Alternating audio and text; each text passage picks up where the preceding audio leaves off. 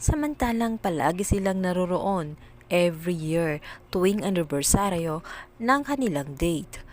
Katakatakang hindi niya alam kung ano ang lasa ng mga pagkain. Sabi pa ni Darius na 9 years na nilang ginagawa ang mga bagay na iyon.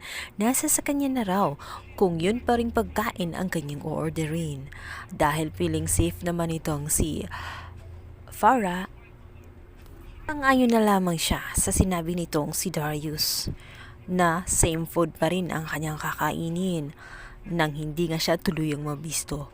Sa kabilang banda, ito ngang si Lucy ay eager nga na malantad ang katotohanan. Kaya naman pati itong si Jessica ay kinakausap na niya kung paano makakatulong si Mamita sa kanya. At nasabi nga ni Jessica na ito nga si Mamita ay naturuan niya kung paano makipag-communicate. Ito nga sa pamamagitan ng mga letter scrum